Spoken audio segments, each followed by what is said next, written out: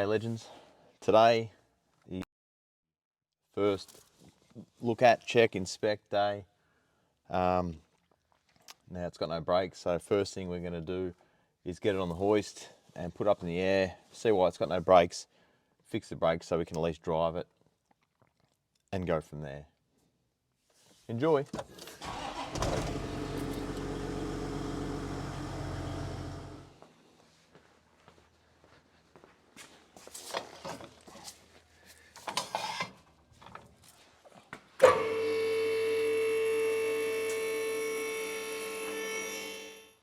All right, wheels are off. This is a new camera angle. Let me know if you like it or not. Wow. Not sure if you can see it. First things first, see the back of that rotor? It's nearly worn in half. Wow. So that's going to involve getting the wheel bearing off. Check to see how much pads are left, so that's definitely an issue. Let's have a look at the others. Wheel nuts weren't that tight either, which was mildly concerning. It's going to need rotors. It's probably going to need pads. It's probably going to need calipers. Looks like it's got a leaky axle seal. It's going to need rear suspension. It's got a little bit of rust on it, but it just seems to be superficial.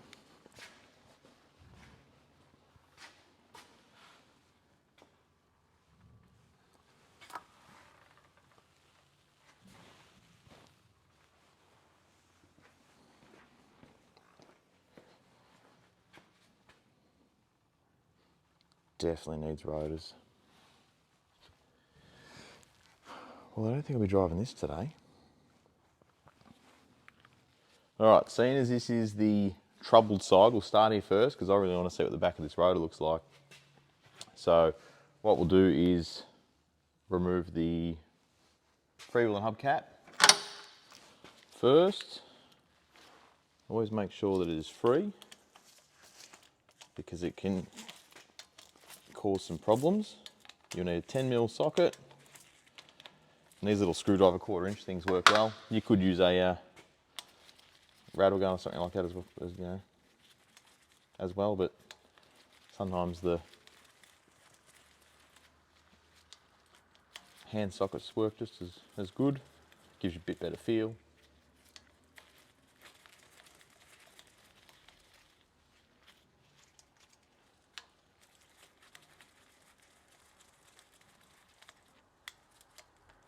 I'm going to say these bearings haven't been done for a while.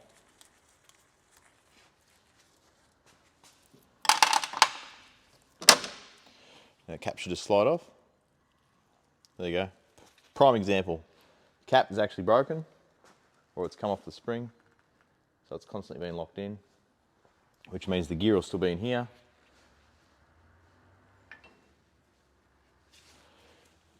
That'll pull out anyway. Another handy invention is flat nose circlip pliers. Make life much easier. Safety first.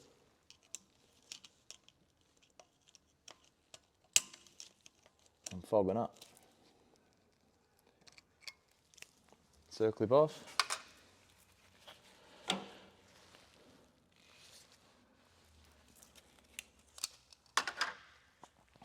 Now, I'll see if the caliper's going to move or not. That was loose.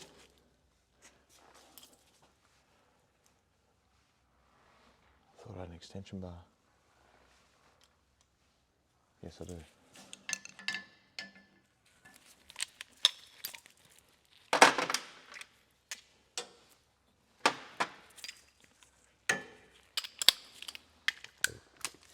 $17mm, just on a short extension bar. Wow, that's really loose.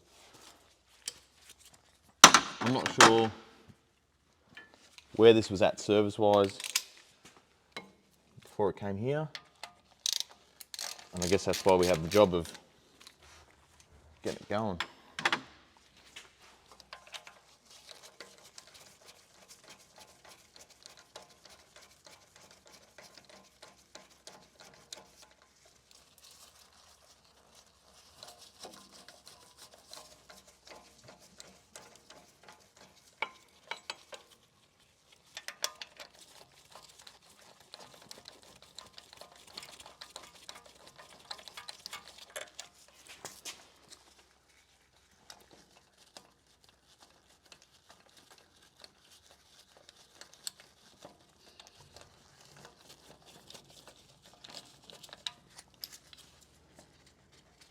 Okay, both 17 mils are out. And that should allow the caliper to lift away. But because it's worn through, I'm going to say it's not. Oh wow, I think the pistons have popped out, possibly.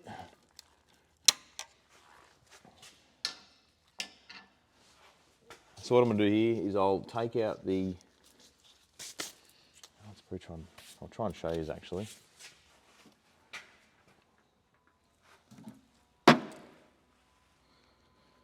Okay, so the two caliper bolts at the back are out, but the pistons are pushed all the way in. You see those inners there? They've nearly popped out. They may have popped out. And I can't get the caliper off the rotor because it's chewed out. So I'm going to take this pin off, just here, just comes off there, and then these are of course seized.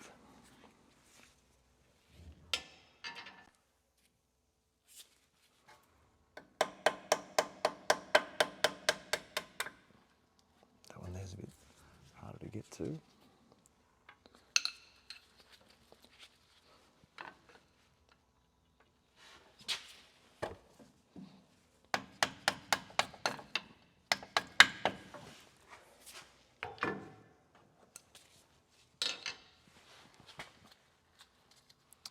I need some pliers. Alright, these are your friend. So there's a bit of inox or WD. Doesn't matter if we're spraying it near the brakes because it's all going to get pulled off and cleaned anyway.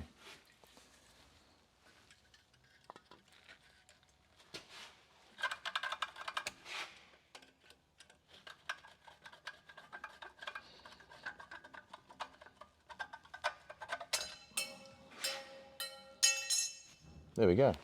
Pad retainer clip.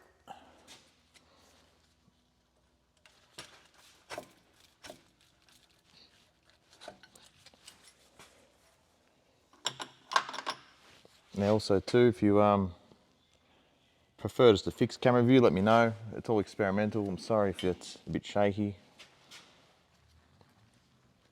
Wow, look at that.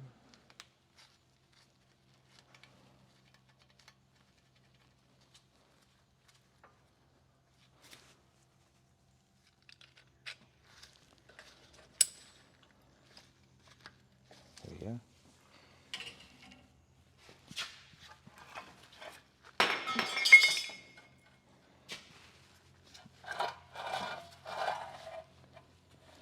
That caliper is Ted.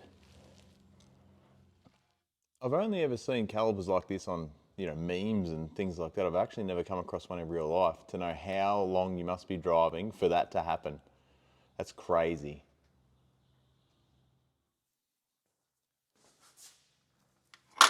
All right, next step on our removal process is these 14mm nuts.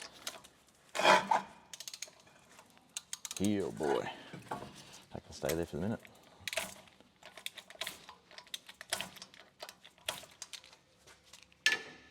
I usually undo these until they are flush with the stud, and then I will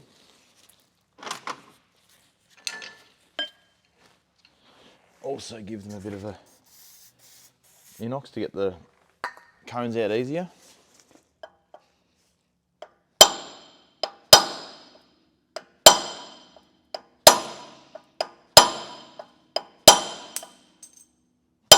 The brake pad fell out.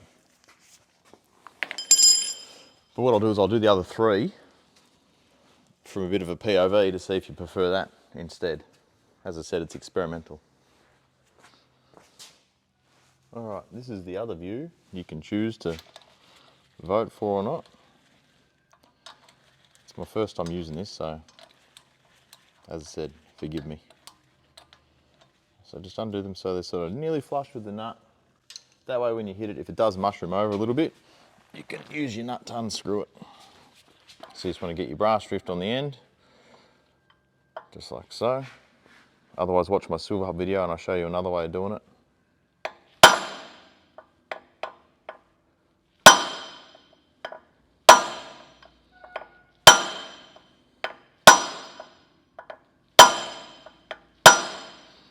Sorry about that, I don't know if you saw it too well or not.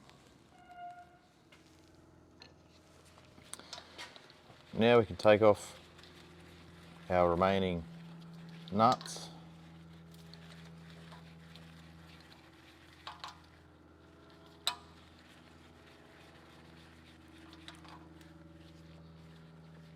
It's sort of nice getting back to this. I haven't done it for so long. Life gets in the way a little bit.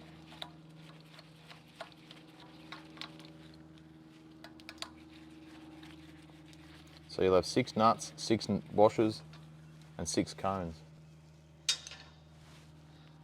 1, 2, 3, 4, 5, 6 washers. I've got my 6 nuts.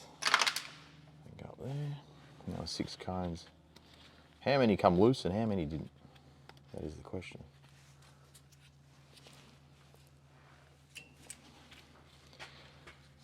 If they have sort of come unstuck a little bit, you can gently use your, because you don't want to squish it because there's a slot in the cone, and if you squash it, it'll just tighten up on the stud. Like this one. But if you can wriggle it enough, you can get them out. If they're done regularly enough, they usually just fall out once they've been dislodged. But they can be tricky, but if they're still stuck in there, like this one, it'll probably need another hit.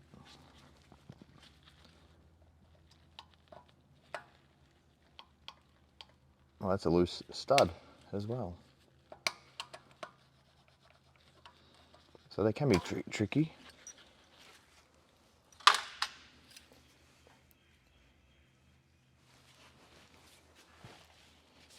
So there's still one here.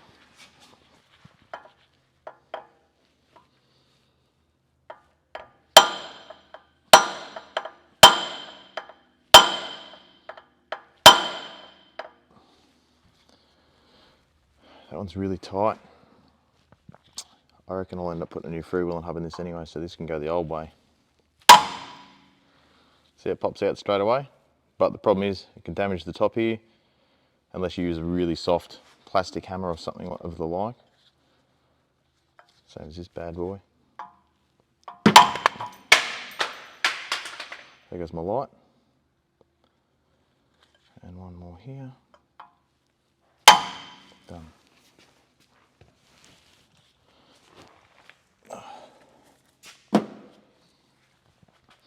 So this has been tapped before on the top to get these cone washers out.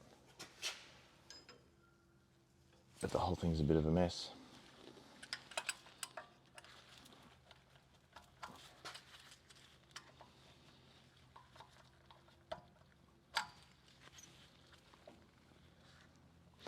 All right, that's all those out. Okay, so on the wheel bearing lock nut, as my swivel hub video, there is a tab. So there's a little lock key tab thing behind it, and you'll have a tab that's folded over one of the nut flats. On this one, it's on the bottom. So you just want to find it. Here's on the side. Oh, it's loose. Wow, look how loose that is.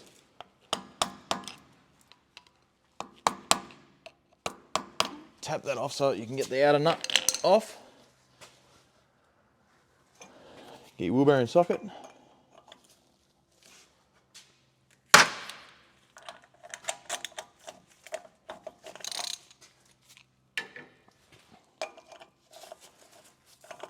Actually, I should have checked this out. Seems okay. That's your first wheel bearing lock nut, and then you have your little lock tab, and they fold them over like that. So you fold one over the inner lock nut and one over the outer lock nut.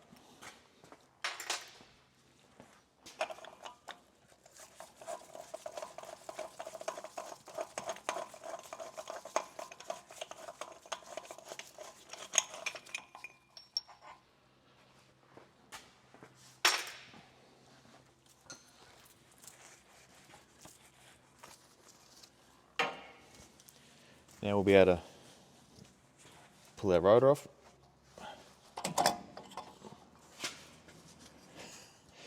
And that's what it should look like. That's nuts, isn't it? So this is what your rotor shouldn't look like. And this had brand new pads in it, so it's obviously had pads put in it and just kept driving. That's insane. All right, now I'm going to do something a little bit left of field here. This car's going to get drilled and slotted rotors, or dimpled and slotted rotors, or just slotted, whatever. I really want to do brake testing before and after with standard brakes. Clearly, this isn't going to work. So what I'm going to do just for the exercise, I'm going to be the only one that's driving it, doing this. I'm going to put a second-hand good rotor on it in a standard form. We'll replace the caliper. I'll put it back together. That way the car can be driven. I'll bleed the brakes, make sure all the other brakes are okay. That way we can do a performance on standard, 100 to 0 stopping in a controlled environment. And then we can pull it apart again, put the slotted rotors on, good pads, repack the bearings, all that sort of jazz, and then do another brake performance test, because I really want to do a lot of before and afters on this car. So what we're going to do is just remove this rotor, put another rotor on, put a caliper on, pull a little bit of grease through the bearings and put it back together.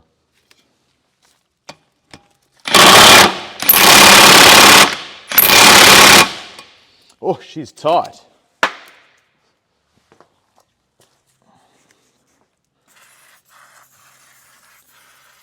Inox and CRC are your friend, always. So the 78s are a little bit different than the 75s. 75s have a press-on rotor. The 78 is a bolt-on rotor.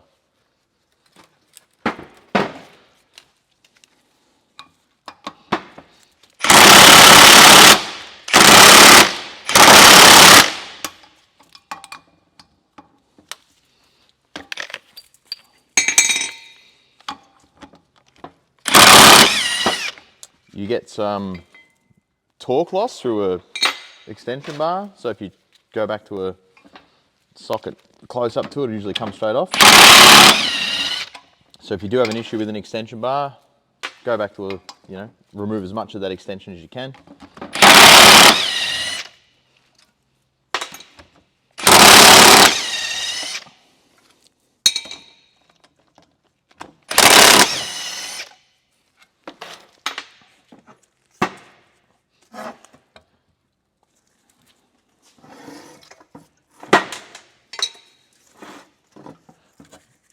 I'm not sure how seized on this is going to be to the hub.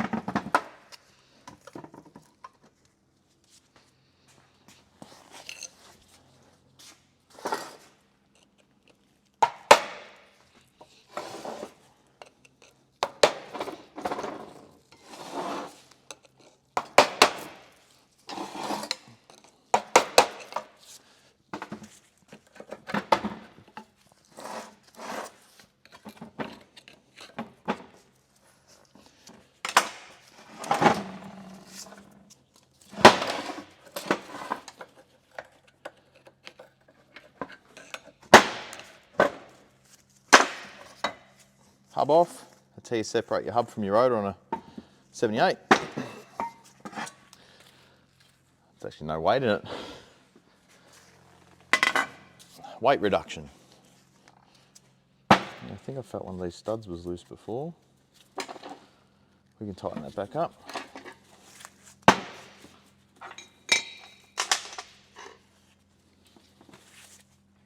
So I usually just check for any rust protruding around where the rotor surface goes. Wire brush even. This is actually clean, surprisingly.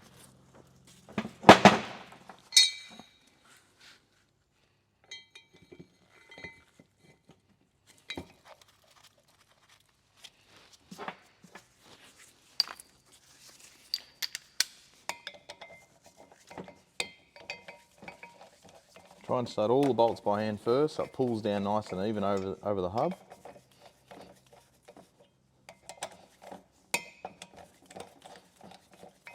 they don't, you can just try and zap gently, 1 or 2 on.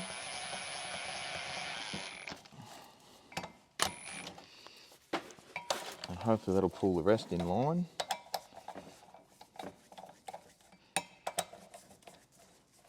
Which it has.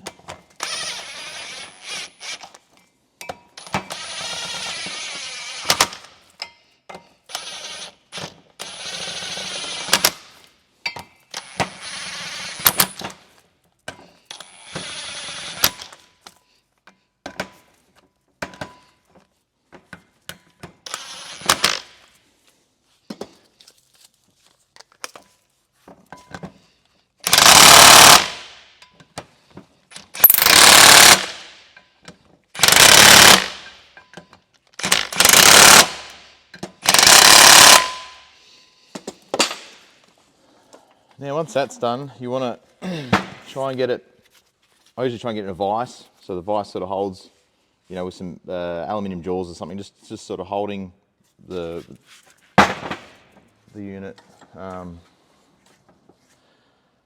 steady, and then you can do like a final torque.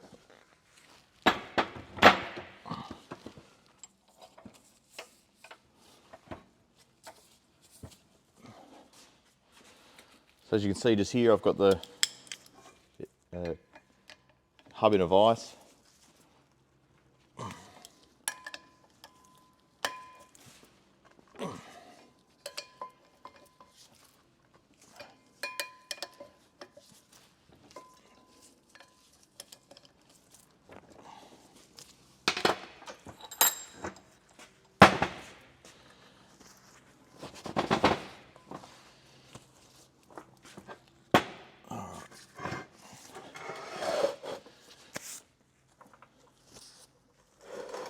So I'm just going to pull a little bit of grease through the bearing.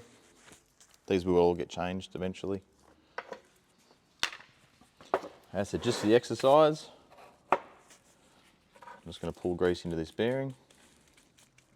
It's going to get replaced, but I just want it to be able to drive, because if there's anything else also wrong with this car, we don't want to be putting too much money into it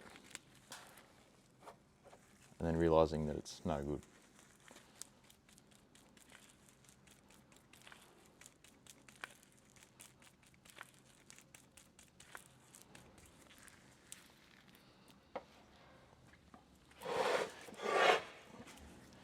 And then you can just get bearing grease and just literally, you can pull it through the old bearing.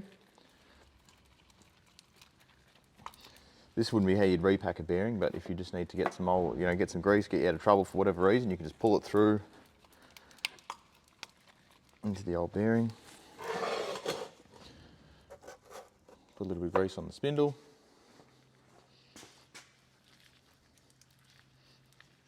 All right, now we've got our new second-hand rotor on. Oh, you just want to push it back to its seats.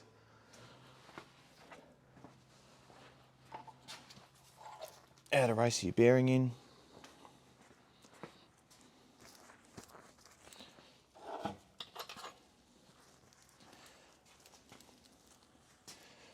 Your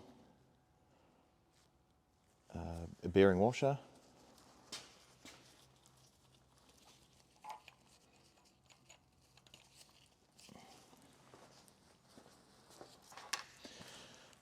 Your bearing lock nut.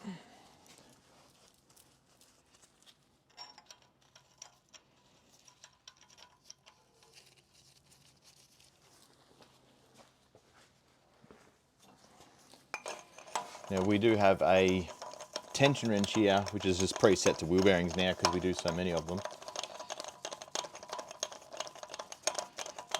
So you just want to do it up.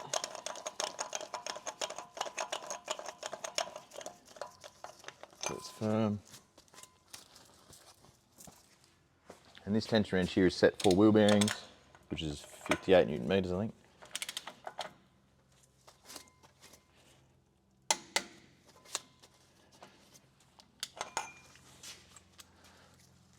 You can back off and then recheck.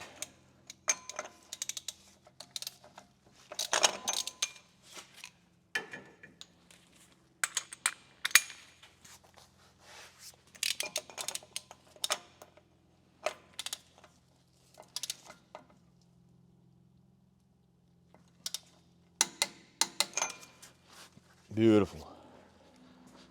One thing I won't skimp out on is a new lock washer.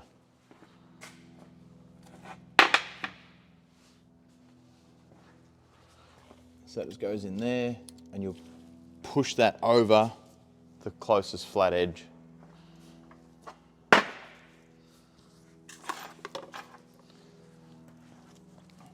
And then when you do your outer, you will peel one back over the flat edge.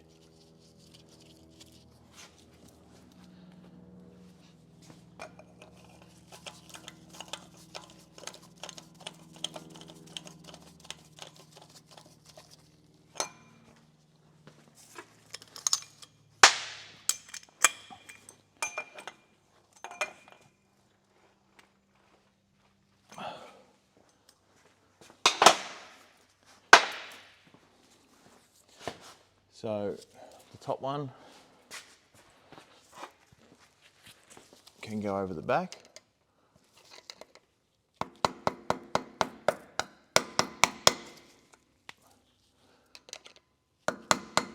And this one here can get pulled over the side.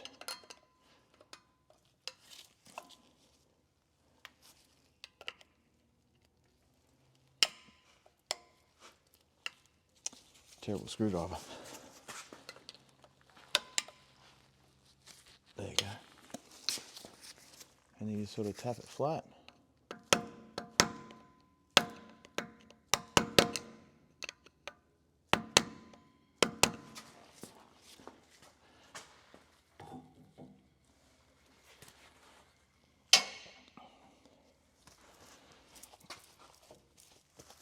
Now that's all ready to put the freewheel and hub back on. That I'll replace now because the other one's cactus. As I said, I know this is a little bit left of field, but to really get a good before and after, it's sort of the only way we can do it. I normally would never fit second-hand parts like that. But as I said, because I'll be the one doing the testing, I'm confident in myself. I will not be using the caliper. That does have a gasket on it. I would normally change it. I will change it again once we do the new brakes and everything. So when you remove a freewheel and hub in the free position, it should just slide out like this.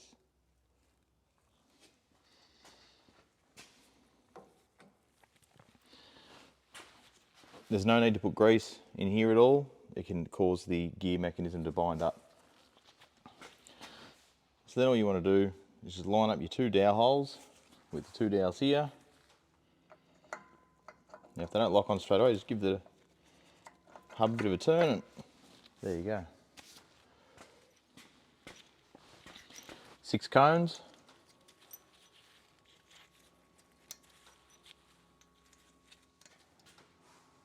Six washers.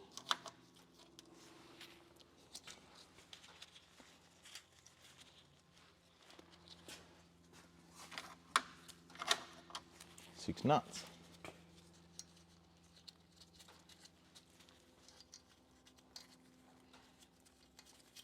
If you can't get your cones in straight away, you can just give it a push with a screwdriver usually, or your multis.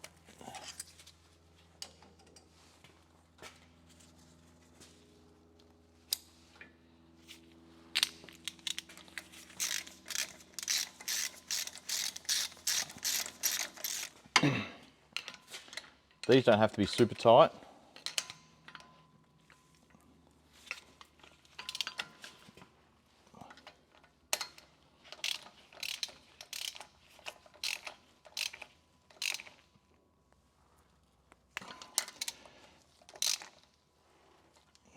Just sort of enough. You can do it up as tight as you can like this.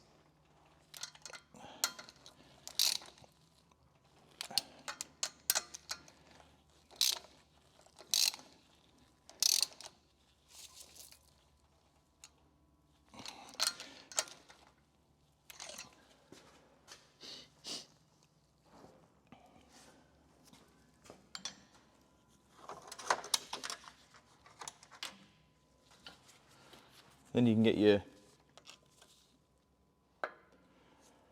pliers in, pull the CV shaft out so you can get the circlip over the end of the CV, lock it into place, feel it click, push, pull, make sure that the CV doesn't go in further than the clip.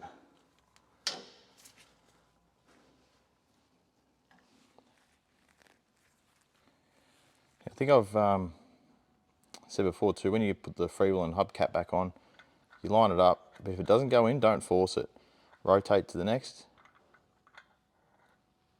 and it goes in. It may not go into the next one, you might have to wait to the one after that as well. But I've seen a lot of people force them in and then wonder why their freewheel and hub won't lock and all that jazz.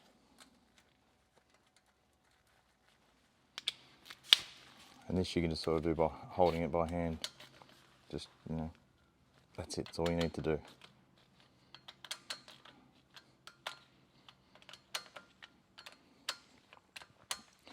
Always go past your 6, so count 1, 2, 3, 4, 5, 6, 7, 8, 9 even. Now another thing I like to do is lock it, hear it click, which you did when I turned it.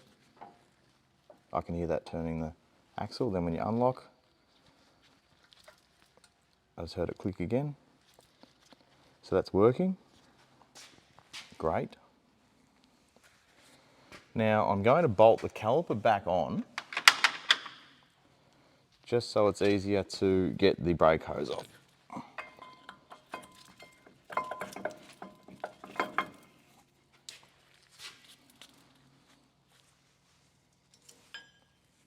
Because it could be seized. So I'm just going to put the bolt in the back here.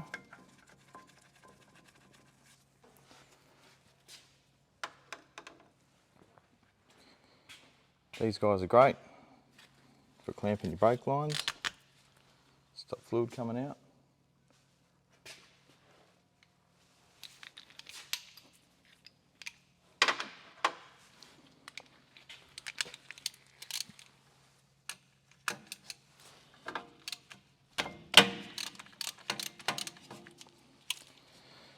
Fluid coming out the end, which is good, which means that it's not blocked. So we're just going to move this out of the way, lose my bolt, banjo.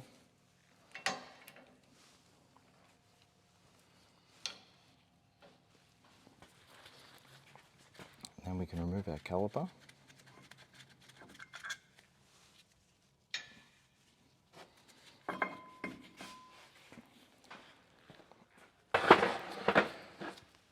So that's where the caliper piston should be, and that's where they are. Wouldn't even try and fix that. It's not worth the time.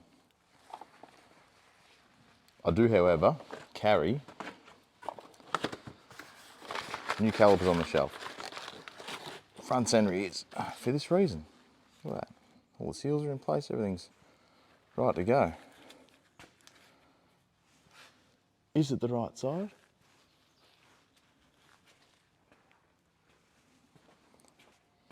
No, I've got the wrong side. I've got a right instead of a left. Oops, a daisy.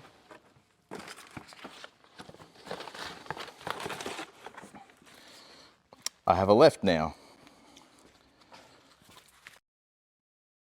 The reason why they do it is because the top, not the bottom, because the air goes. So if you put it right on the left, you, bleed nipple would be at the bottom, which would be very hard to bleed, and probably a terrible pedal feel. Okay, so the caliper is on, bolted on. I have these pads, which has come from a donor, which we just did a brake upgrade on. There's nothing wrong with these pads, but I am using them for the exercise just for this, so we can do the stock standard brake test. I usually put the wear indicators at the bottom. The pins should be nice and easy to slide compared to the old ones. I'll also run this retaining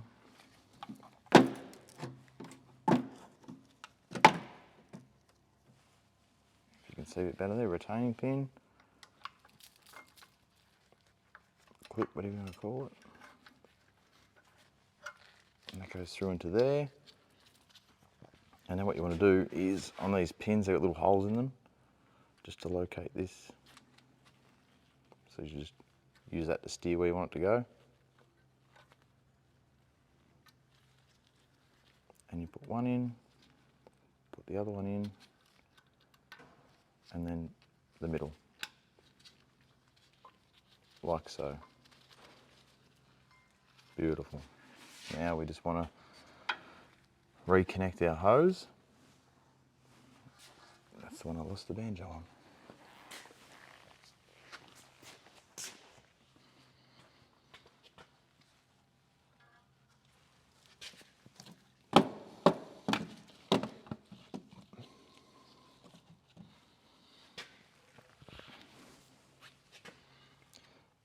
All right, so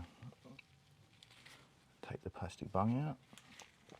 There's a little spot for that split pin to go in.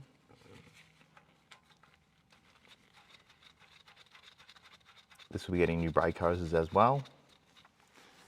I know it's hard for me as well. The purists were like, what are you doing? And the purist in me says the same thing.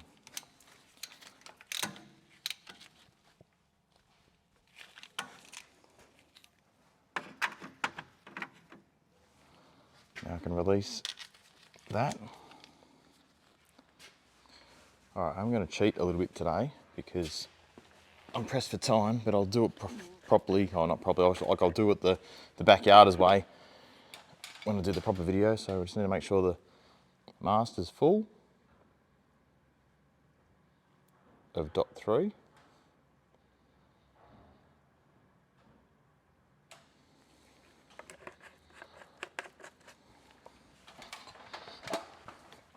And then we'll get our trusty automatic brake bleeder.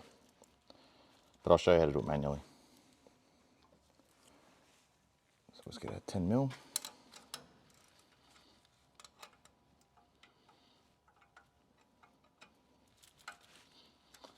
Crack the line.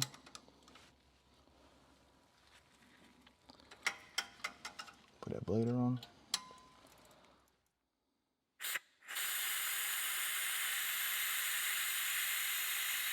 See how the air coming through it.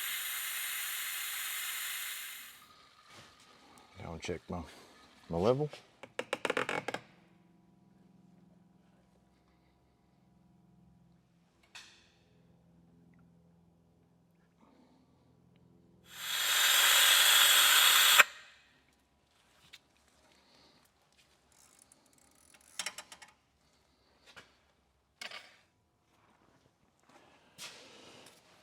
All right, now the front's done.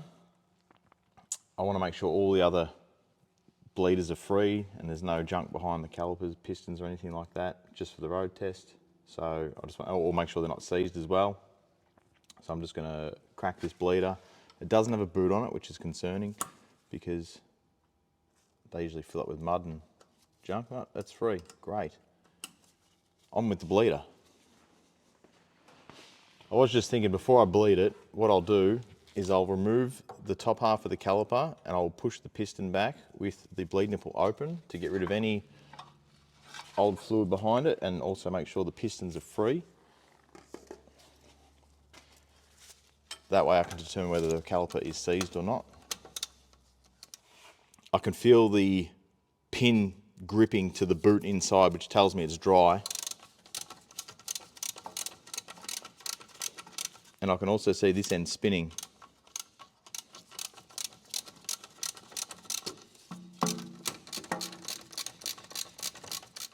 Oh, these calipers are stuck.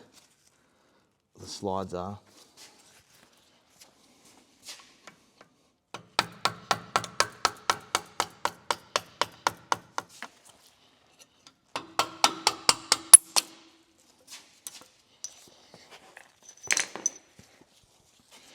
So these are supposed to be greasy to help the caliper slide in and out with the pads as the pads wear.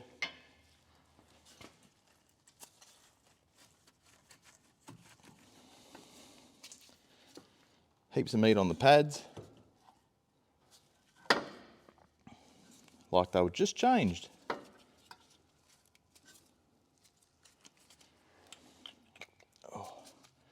Oh, and this is the little booty that lives inside. It was not happy, it was winding itself out. And the caliper slide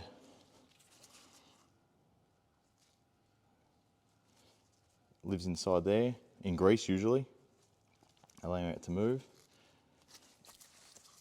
And I reckon in the end all the calipers will get replaced. I might even do a video on rebuilding one, but it's really not worth it. So I'll put this isn't torn, so I'll put this back in. And there's another boot.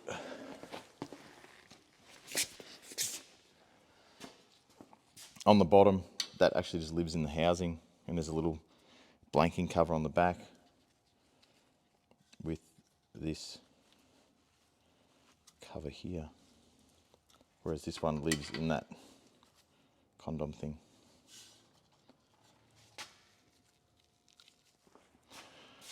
Extension bar, gently feed that back through there, back to where it has to be. Make sure the pin goes in. Yep. And look, that would get you out of trouble in an emergency. And it'd probably last a long time.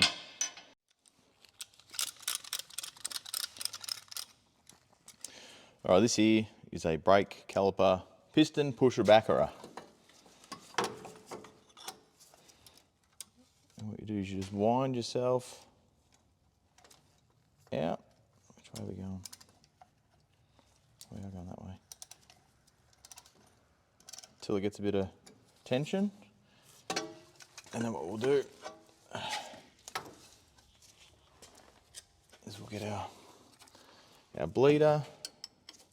Can you see that? We'll get our bleeder onto our nipple. Jeez, everything's very sexual with these brakes today, isn't it? Put that on there, crack the bleeder, and then wind the piston back, and that is pushing fluid up that hose. Do that till it stops, and you can see all the junk that lives in behind it. And tighten up the nipple, remove the tool. And that way,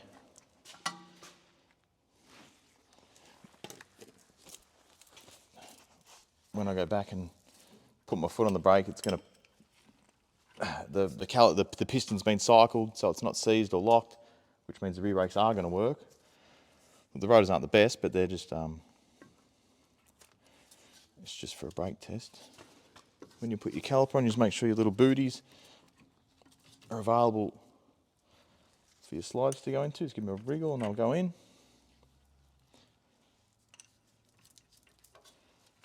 Like so.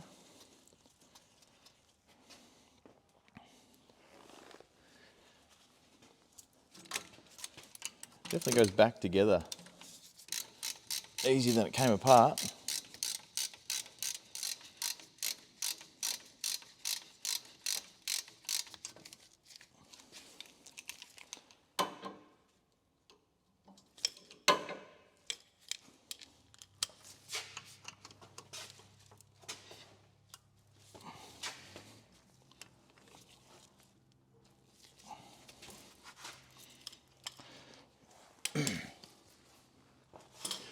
All right, so now I've done this side, I'm gonna go do the other side, and then I'll go do the front. I might show you the front on that side because the way of pushing the piston back is a little bit different, but essentially it's the same. You saw how I pulled the caliper off the other side, so I'm not sure if it will be too much or not. So maybe I won't, and you let me know if you want me to, if you want to see the whole steps of every single one, or just do one and you know how to do the rest. Let me know.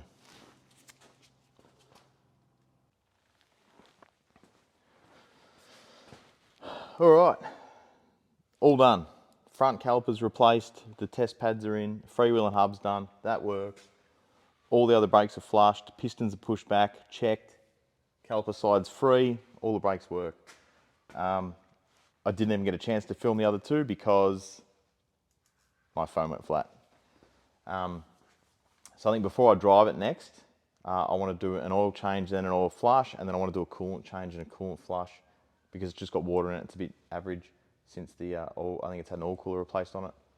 I'll probably save that because what I want to do is a baseline dyno run, just stock standard, you know, no mods, no service, nothing, but it's been a bit too long between oil changes, so I don't want to risk it. So we'll change oil, then once we've done all that, we can do a base dyno run, see where it's at, and then we can, any mods that get made, we can do comparisons and whatnot. But also too, we're going to do the brake testing, and we've got lots to do, heaps to do. I'm going to run out of time, but yeah, enjoy. Any criticism, as long as it's creative, let me know. Open to ideas of the filming angles and all that sort of stuff. I hope you enjoy it. It's still a bit green for me again, back into it, so yeah, let me know.